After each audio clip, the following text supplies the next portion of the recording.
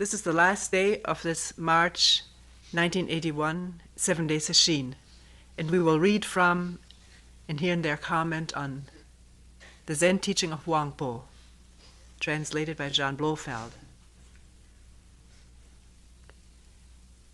Many of you have heard many of these selections many times.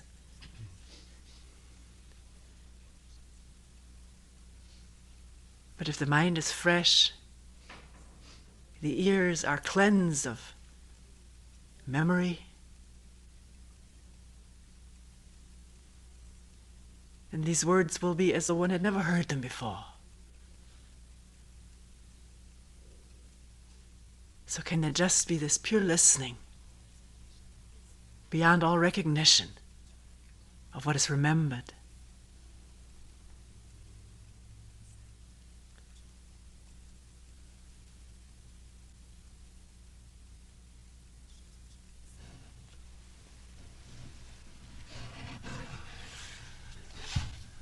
This morning, in the Doksan room, there were 3 yellow flowers in a pale blue dish. There were 3 daffodils. 2 of them open, one of them not quite.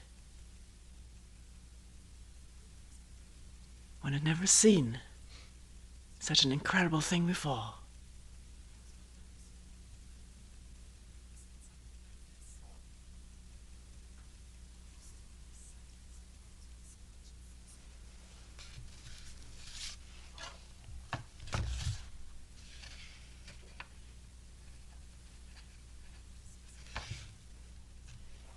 We've often read the short biography of Huang Po, or Obaku in Japanese. We won't do this time. He lived at some time or other.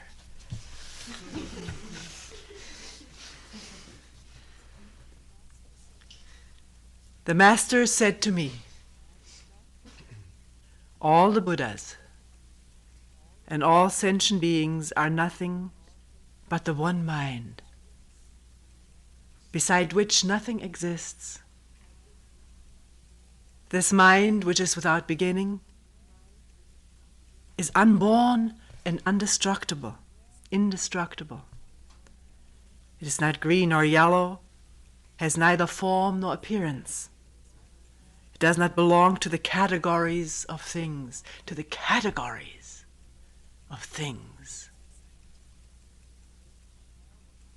which exist or do not exist, nor can it be thought of in terms of new or old. It's all concepts. It is neither long nor short, big or small, for it transcends all limits, measures, names, traces, and comparisons. Transcends all comparisons. Who can say of himself or herself that one has transcended all comparisons? Why do we do that?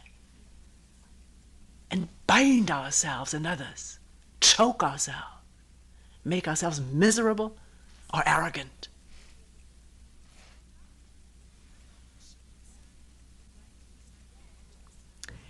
It is that which you see before you. Begin to reason about it, and you at once fall into error. Depends on the kind of reasoning. Not all reasoning is erroneous. What Huang Po means here is to put it immediately into fine terms and theories and dogmas, and then abide in that instead of seeing what is before you and inside you, which is not separated.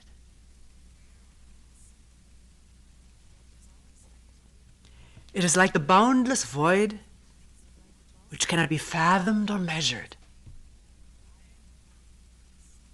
Not measured.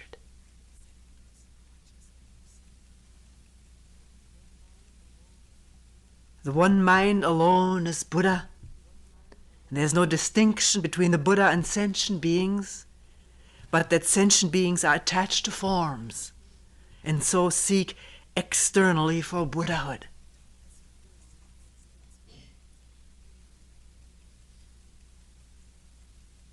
And they attach to forms because they're afraid of this inner nothingness, this inner shallowness and emptiness, all with small e.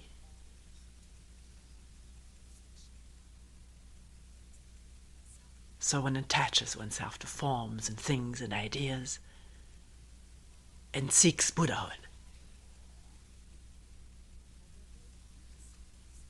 By their very seeking, they lose it. For that is using the Buddha to seek for the Buddha. Using the mind to grasp mind. One mind with a small m.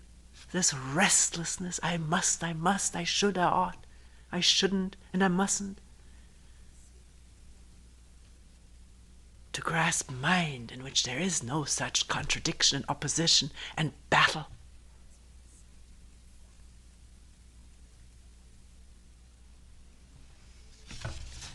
Even though they do their utmost for a full eon,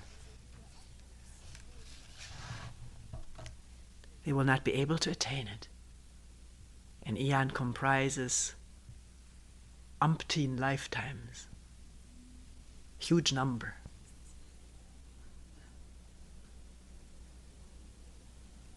They do not know that if they put a stop to conceptual thought and forget their anxiety, the Buddha will appear before them. For this mind is the Buddha, and the Buddha is all living things. It is not the less for being manifested in ordinary beings, nor is it greater for being manifested in the Buddhas.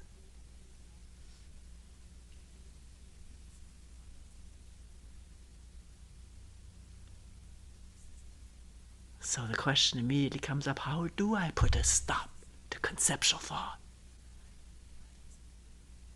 Huang Po says, I must do that. It's another thought.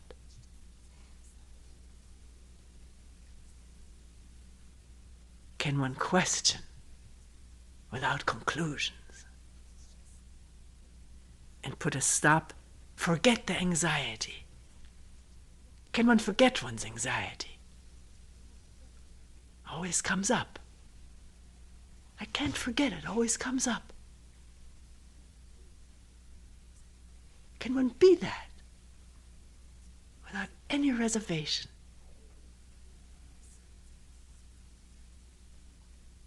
Because one is that. Feel it. Be it. Not a hairbreadth of escape. Without an image of suffering is good for me. It isn't good for anybody.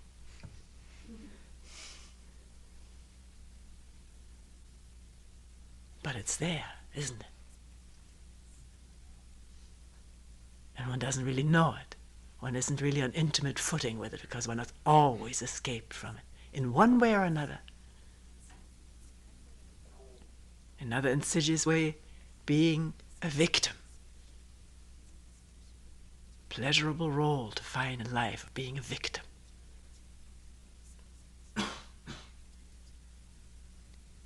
Pleasurable, not necessarily meaning physical pleasure. It can be pleasure in suffering. One has a role, that's the important thing. One avoids to see that maybe there is no role to play at all, which is really threatening. As a thought, as a concept, as an idea.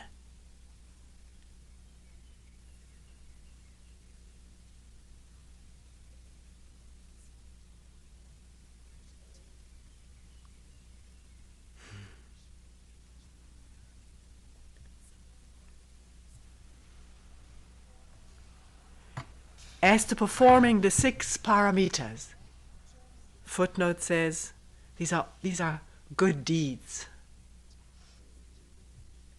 a list of good deeds and good behavior, good action, charity, morality, patience under affliction, zealous application, right control of mind, application of the highest wisdom. I'm sure there are different translations of this, different interpretations. Sort of the idea of virtuous living, trying to live morally, right, whatever that means. As to performing the 6 paramitas and vast numbers of similar practices, or gaining merits as countless as the sands of the Ganges, since you are fundamentally complete in every respect, you should not try to supplement that perfection by such meaningless practices. Which does not mean not to see what is called for, what needs to be done. Not as a paramita, but it what needs to be done. And for this one has to have eyes to see, ears to hear.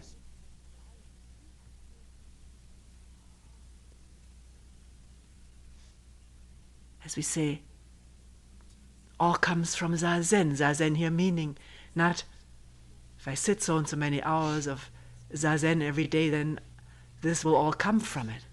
Zazen meaning this questioning.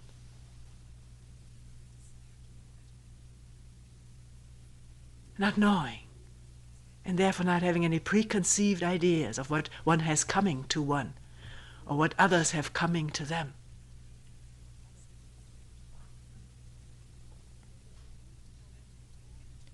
When there's occasion for them, perform them. And when the occasion is past, remain quiescent. Don't hustle around to try to find another meaningful activity. One can do so many meaningful activities when there's a moment, when there's a gap, one feels at a loss. And is overwhelmed by anxiety or restlessness.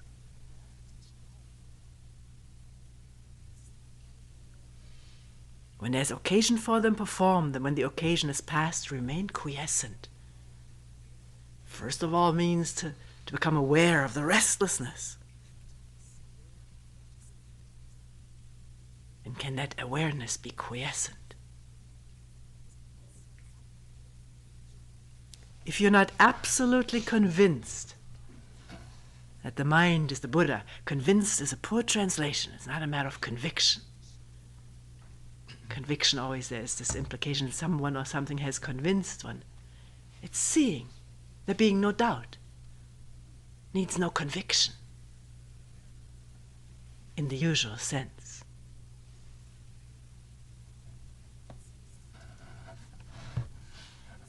If you're absolutely convinced that the mind is the Buddha, and if you're attached to forms, practices, and meritorious performances, your way of thinking is false and quite incompatible with the way.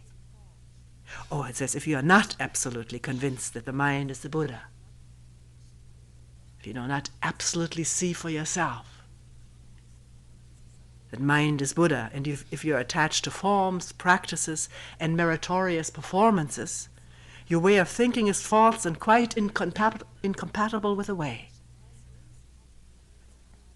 The mind is the Buddha, nor are there any other Buddhas or any other mind. Buddha always standing for awakening, understanding, love, compassion, and right action, coming out of right seeing.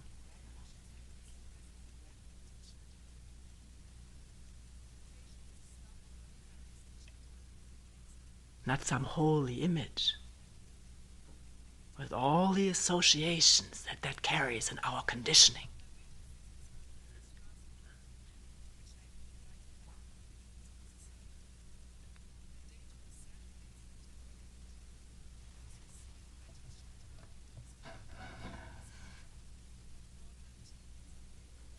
Mind is the Buddha, nor are there any other Buddhas or any other mind. It is bright and spotless as the void, having no form or appearance whatever. To make use of your minds, to think conceptually, is to leave the substance and attach yourself to form. Making a thing out of something by giving it a name.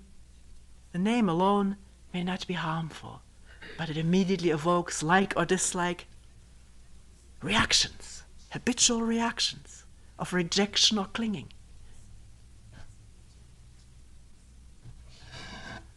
We could not communicate if we didn't have names and words, that is clear.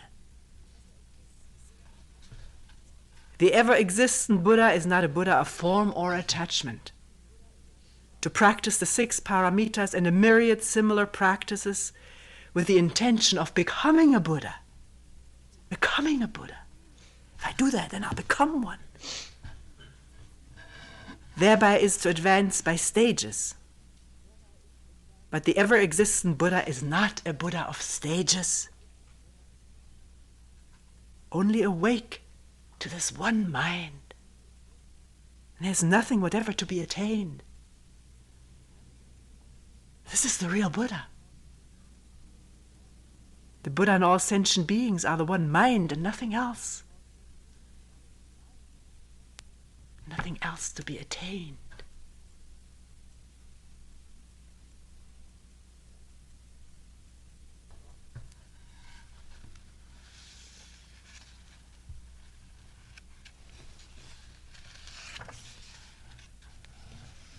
This pure mind, the source of everything, shines forever and on all with the brilliance of its own perfection.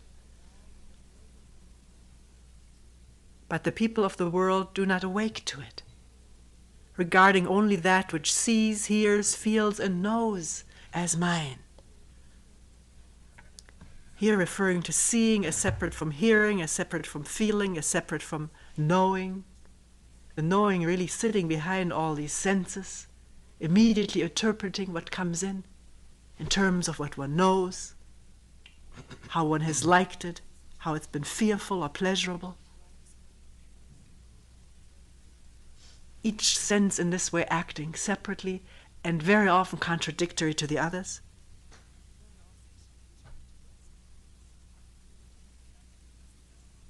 This is how we see the world.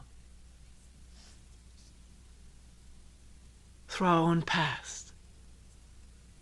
The way we've been brought up to see it, to like it and to dislike it, to fear it, or to cling to it.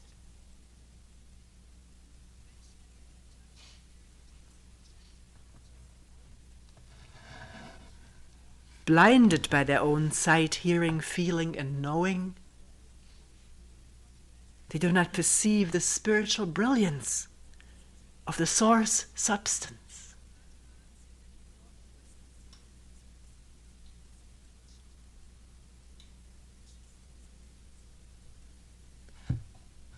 The spiritual brilliance not being a concept. It being that perception, that perceiving when there isn't any of this habitual reacting, habitual withdrawing. Or no seeing at all because one is totally occupied with one's thoughts and can walk through the woods and not see a single tree.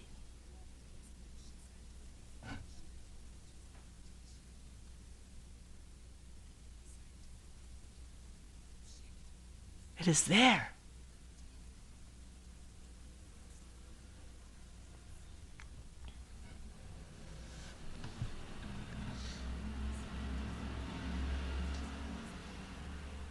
That's why the Buddha just held up a flower.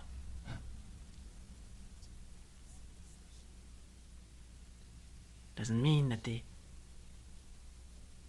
essence of Buddhism is a flower. Depends on how this flower is seen.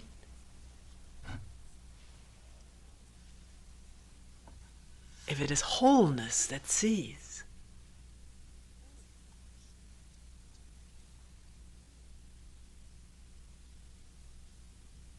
then the flower is that wholeness. And oneself is that, with no thought of being that.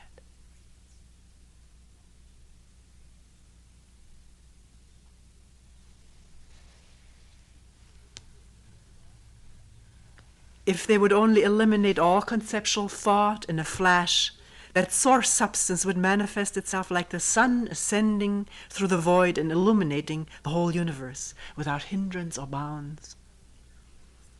Therefore, if you students of the way seek to progress through seeing, hearing, feeling, and knowing, when you're deprived of your perceptions, your way to mind will be cut off and you will find nowhere to enter.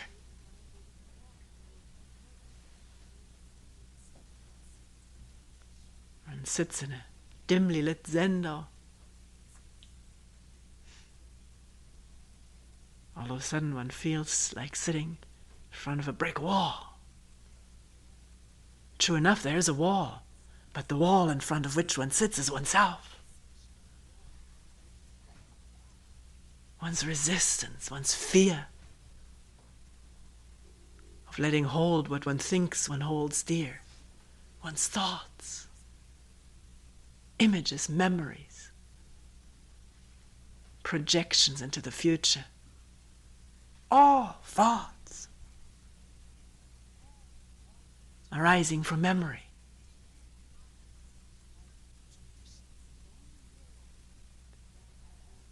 Only realize that though real mind is expressed in these perceptions, in what is seen, felt, heard, though real mind is expressed in these perceptions, it neither forms part of them nor is it separate from them.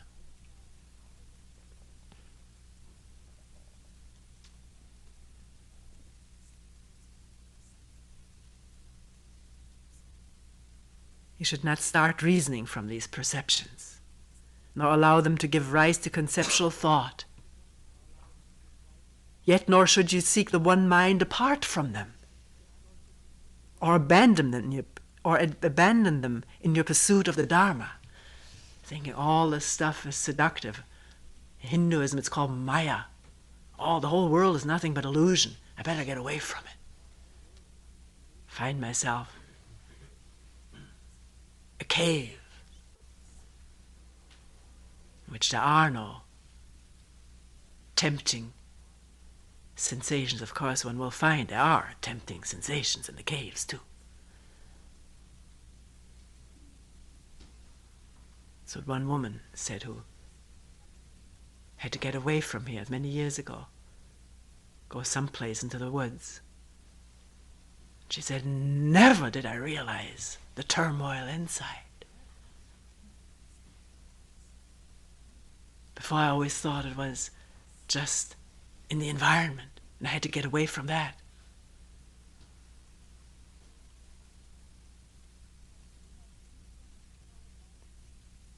Do not keep them nor abandon them.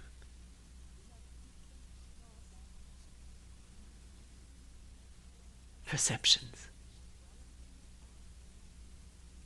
Nor dwell in them nor cleave to them. Above, below, and around you, all is spontaneously existing. For there's nowhere which is outside the Buddha mind.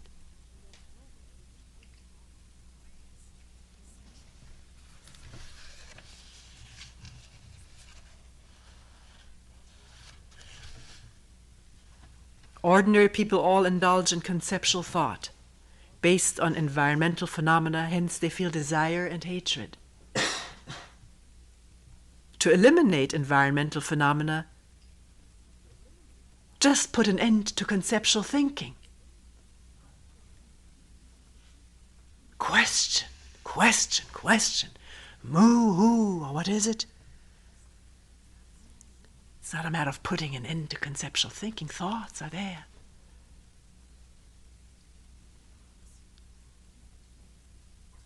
Does one cling to them, or is one dominated by them? Or are they empty, as the clouds?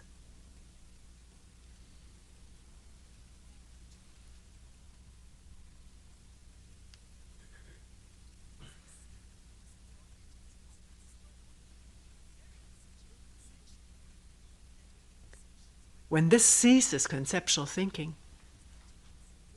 making things into concepts, rather than leaving them as they are. Then environmental phenomena are void. And when these are void, thought ceases. But if you try to eliminate environment without first putting stop to conceptual thought, you will not succeed, but merely increase its power to disturb you. Thus all things are naught but mind, intangible mind. So what can you hope to attain? Those who are students of prajna, meaning this wisdom which comes from clear seeing, right action coming from right seeing, hold that there's nothing tangible whatever.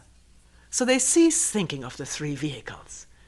Here, of course, most of the time Huang Po is talking to the scholar disciple of his who recorded his sayings, who was so bent on studying and on interpreting and on remembering the sutras and so forth. This is what is here often referred to as conceptual thought, the void, the absolute, the Buddha mind and all of that, and the three vehicles, Hinayana, Mahayana, and that which transcends both, which is the third. It's in Haku and Zenji's chant, we say not two and not three means not two vehicles, not three vehicles, not one vehicle. Straight ahead. Go straight ahead with what is. Not to be disturbed. Is this the right method or that? There's only one reality, neither to be realized nor to be attained. Neither to be realized means not to make an experience out of it, which one then clings to. And it's already memory.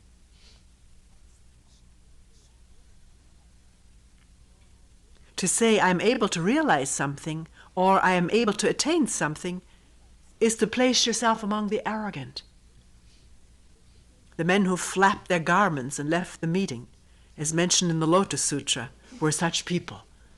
There's a scene where always these huge numbers, I think 5,000 left. Must have been a tremendous rustling of garments. And garments and undergarments and there's a tremendous rustling going on. One feels something when one leaves the hall where one disagrees. It's mentioned quite often. Basui too, some people leaving with the flap of the kimono sleeve. Maybe this is why it's so hard to give up that kimono sleeve.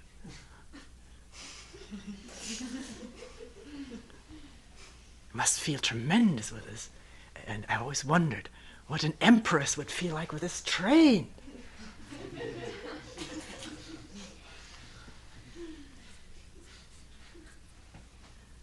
Never breaking the sound barrier.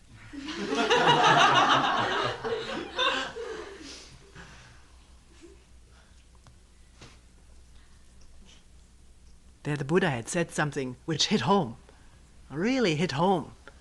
So these guys left. Therefore the Buddha said, I truly obtained nothing from enlightenment. Many people get scared when they hear this. But to many it can be wonderfully relieving. Relieving of this burden of needing to attain. But to understand, to come to full understanding that there's nothing to attain is hard work. Because the energies are stuck and bound in this needing to attain and obtain.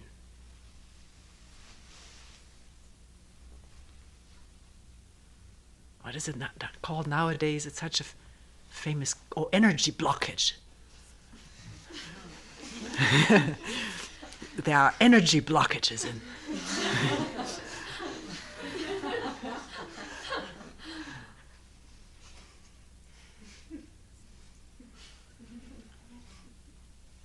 And they are what manifests itself in the body. Just to work on the body and not to work on that, not to see that, these blockages will keep coming back. Like this one man who, for a while, was a very ardent Zen student.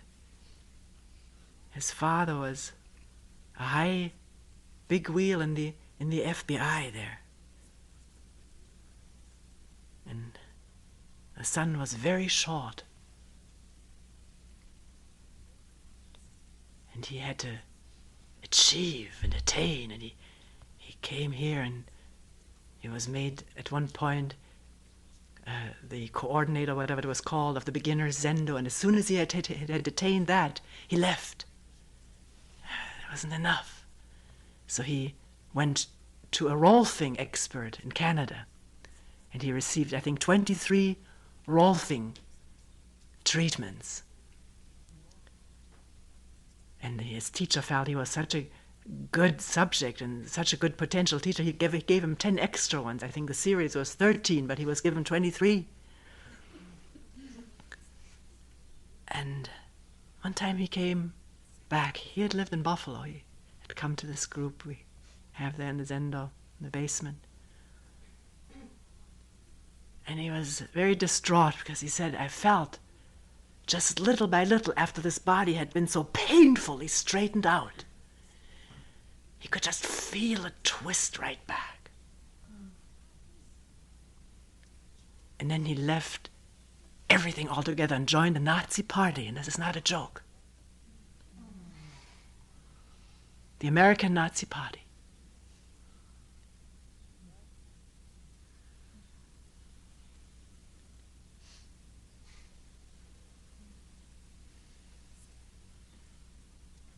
I truly attained nothing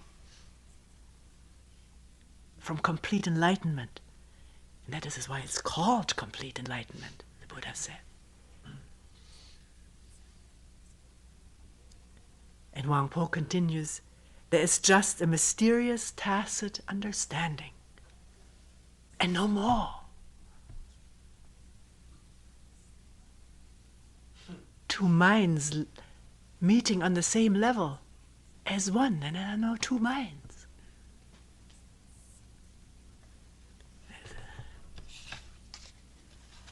This beautiful saying of the layman Pang, that Chinese character who threw all his gold into the water so as not to make somebody else miserable with it. He traveled with his family, all of them enlightened, father, mother, daughter, son, traveled making baskets and just traveling around.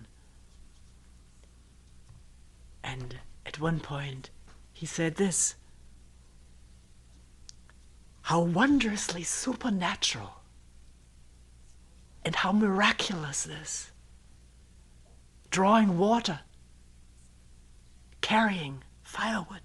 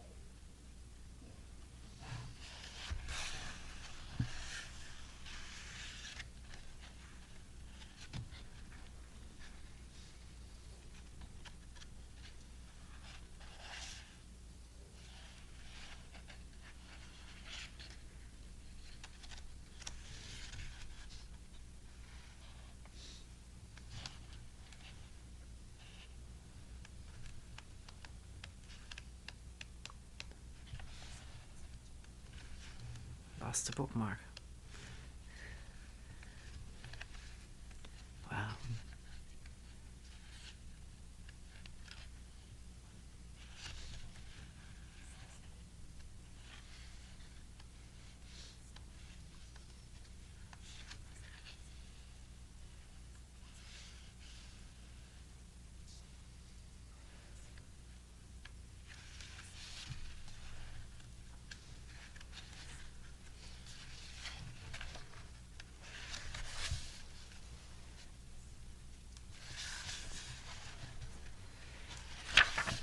When the master had taken his place in the assembly hall, he began, "You people are just like drunkards. I don't know how you manage to keep on your feet in such a sodden condition. Why, everyone will die of laughing at you. It all seems so easy, so why do we have to live to see a day like this? Can't you understand that in the whole empire of China, Tang says here, in the whole empire of Tang, there are no teachers in Zen?" Probably everybody had their eyes glued on this teacher, waiting what would come out of the mouth.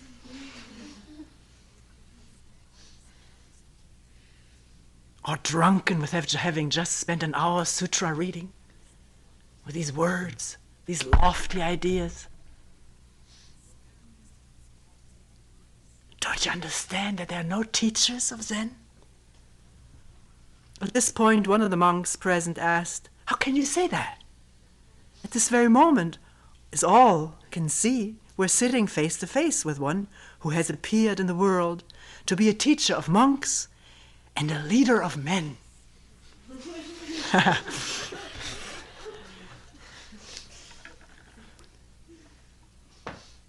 Please note that I did not say there's no Zen, answered our master. I merely pointed out that there are no teachers.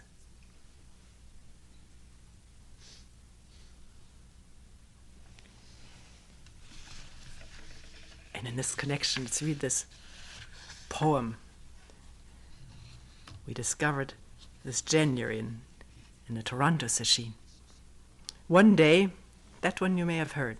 Maybe I've heard the whole thing. So bear with it. One day I brought a statue of the Buddha and, kneeling respectfully before our master, begged him to bestow upon me a sacred honorific. Don't exactly know what it means. Assume it is a Buddhist name. "Pei-su," he cried. "Yes, master. How is it that you are still concerned with names?" All I could do was prostrate myself in silence. And there was another time when I offered our master a poem I had written. He took it in his hands, but soon sat down and pushed it away. "Do you understand?" he said. "No, master." "But why don't you understand? Think a little. If things could be expressed like this with ink and paper, what would be the purpose of a sect like ours?" My poem ran as follows.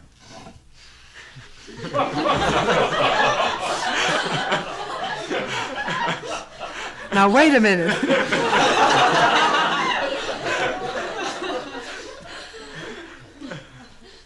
It may not be so funny. When his master bequeathed him mind intuition, he of great height, with a pearl on his forehead, dwelt for 10 years by the river in Sichuan, now like a chalice borne by the waters. He has come to rest on the banks of the Chang. 1,000 disciples follow behind him.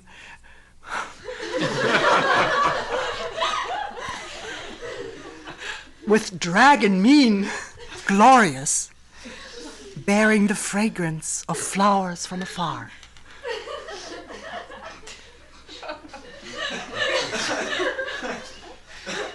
Dragon mien. These are aspirant Buddhas, yet desiring to serve him humbly as pupils.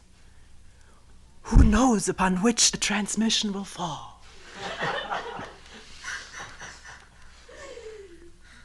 Our master later replied with another poem.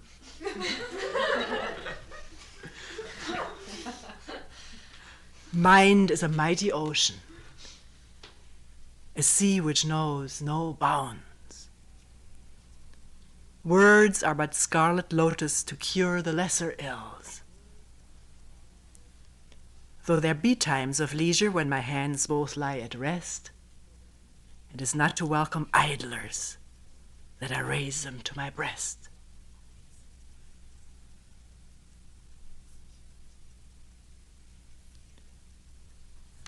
Probably Pessu, the author of the poem, loved him that much more. And he was a little hurt maybe in the beginning. We don't know, it doesn't say.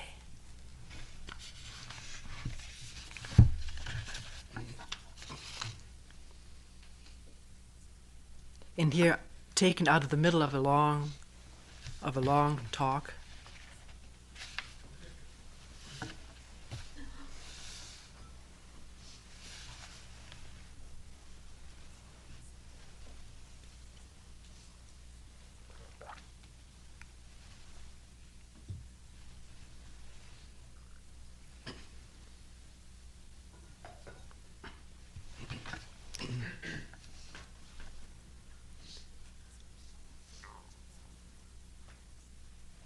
when a sudden flash of thought occurs in your mind, when a sudden flash of thought occurs in your mind, and you see it for a dream or an illusion, then you can enter into the state reached by the Buddhas of the past. Not that the Buddhas of the past really exist, or that the Buddhas of the future have not yet come into existence. Above all, have no longing to become a future Buddha. Your sole concern should be, as thought succeeds thought, to avoid clinging to any of them. Nor may you entertain the least ambition to be a Buddha here and now. Even if a Buddha arises, do not think of him as enlightened or deluded, good or evil. Hasten to rid yourself of any desire to cling to him. Cut him off in the twinkling of an eye. On no account seek to hold him fast, for 1,000 locks could not stay him, nor 100,000 feet of rope bind him. This being so, valiantly strive to banish and annihilate him. In the moo, in the who and the what is, in the questioning, in the not knowing, not in the seeking for ideals and lofty images. I will now make luminously clear how to set about being rid of that Buddha. Consider the sunlight. And wonder of wonders, it's there. If we had more windows in this dark zendo, we could all see it. We wouldn't have to believe in it.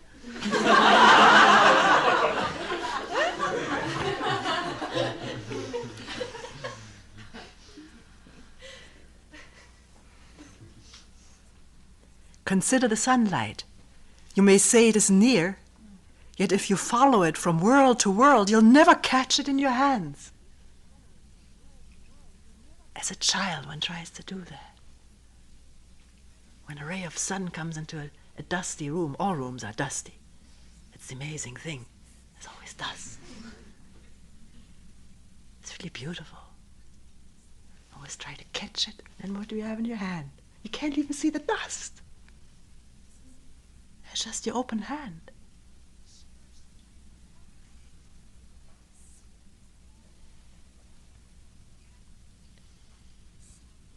You will never catch it in your hands. Probably told you this story many times.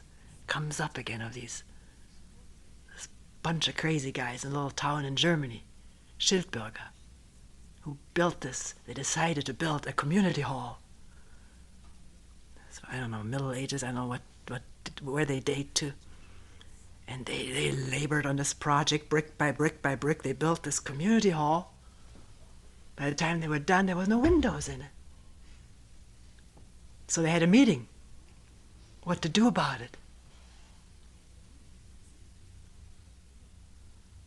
They came upon this idea of catching the sunlight and pouring it in there. So they made gunny sacks or whatever they had.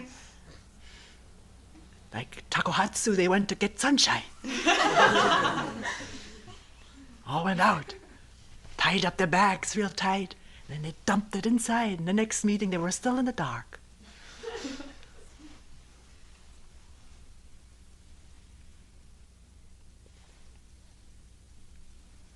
Then you may describe it as far away, and lo, you will see it just before your eyes. Follow it, and behold, it escapes you.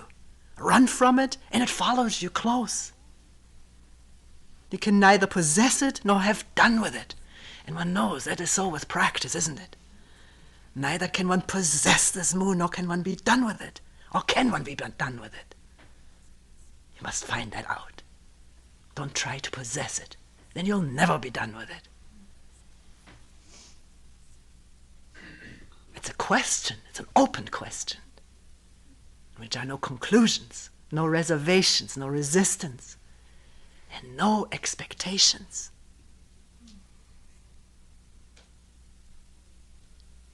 From this example you can understand how it is with the true nature of all things, and henceforth there will be no need to grieve or to worry about such things.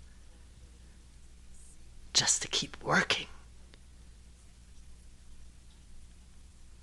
And in this working, in this questioning, can the mind purify itself of all its dross of habits.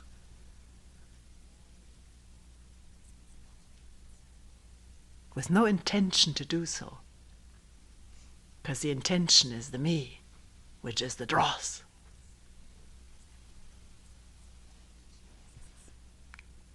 Now beware of going on to say that my recommendation to cut off the Buddha was profane. Beware of ever quoting out of context.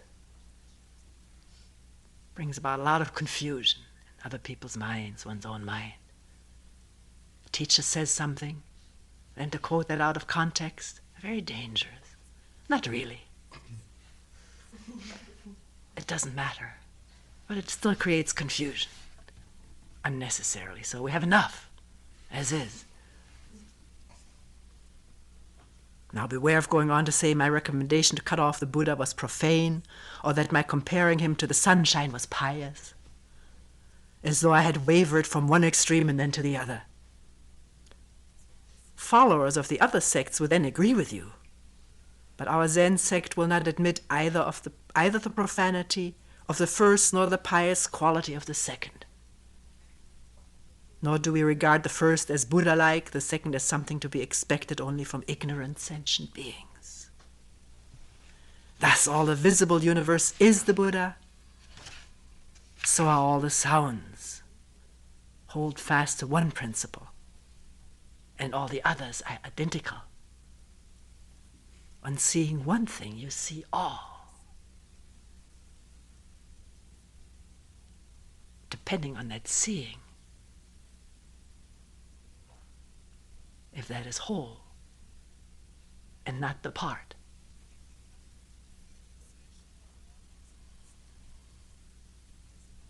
On perceiving any individual's mind, you are perceiving all mind. Can that be realized to be the truth? On perceiving any individual's mind, and start with one's own. That's the easiest and the hardest. One is perceiving all mind. One is not separate from people anywhere, wherever they live, or whenever they have lived.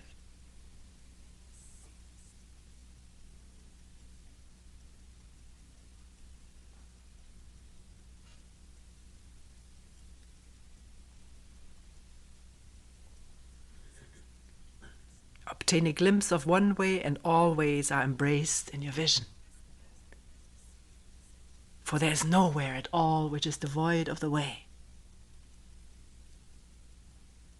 When your glance falls upon a grain of dust, what you see is identical with all the vast world systems, with their great rivers and mighty hills. To gaze upon a drop of water, one drop of water, have you ever gazed upon it?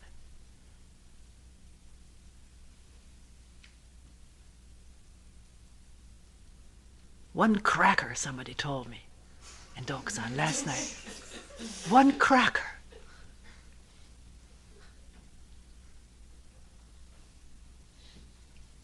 Last session, it was one moth lighting on the kitchen counter. One moth, one had never seen it before. What you see is identical with all, well, to gaze upon one drop of water is to behold the nature of all the waters of the universe, but not to make a fine-sounding, inspiring thing out of it. It's so dangerous. I'd rather look at a drop of water.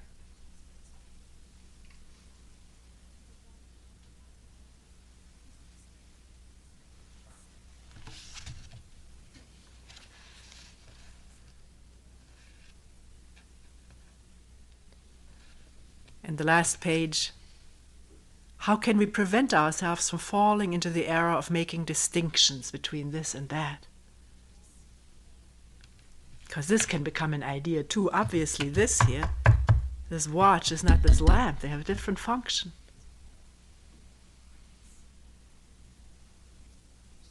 The leg is not the foot. It's no problem, is it?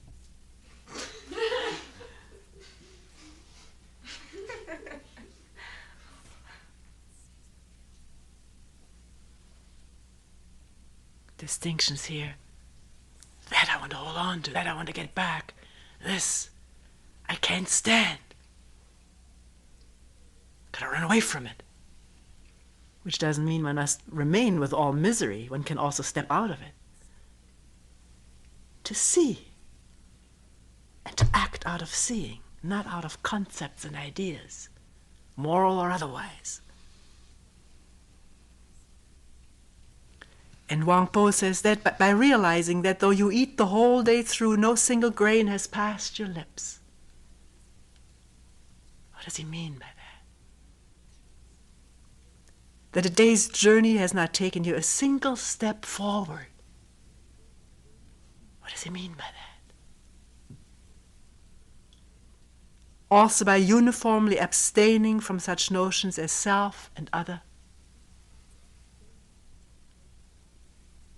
Not to make a habit out of it, then you just have added a new habit to all the old ones.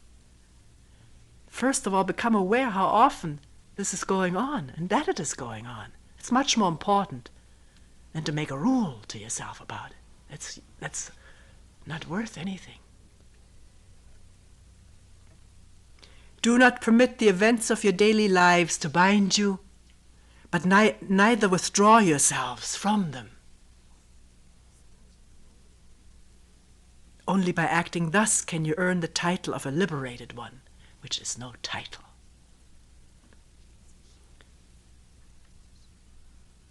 Never allow yourselves to mistake outward appearance for reality.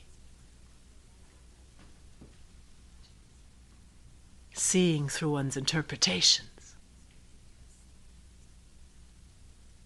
through one's past tinted glasses. Avoid the error of thinking in terms of past, present, and future. The past has gone, the present is a fleeting moment, and the future has not yet come. Besides, this all only exists in the process of thinking, or printed on the calendar, which is useful.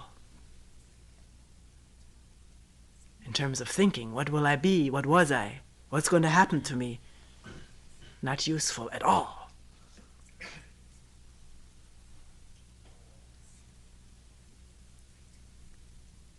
When you practice Zazen, sit in the proper position, stay perfectly tranquil, and do not permit the least movement of your minds to disturb you. It doesn't say there won't be any movements of the mind, but will they disturb you, or will you be one with them? This alone is what is called liberation. Be diligent, be diligent.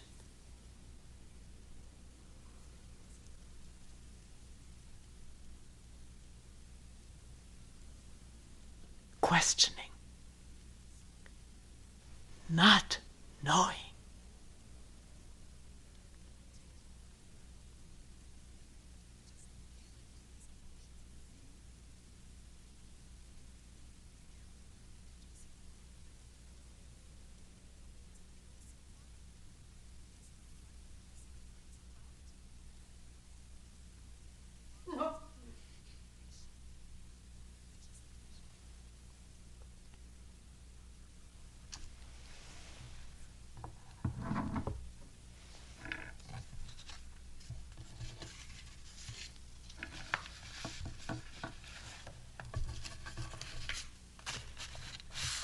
We will end here.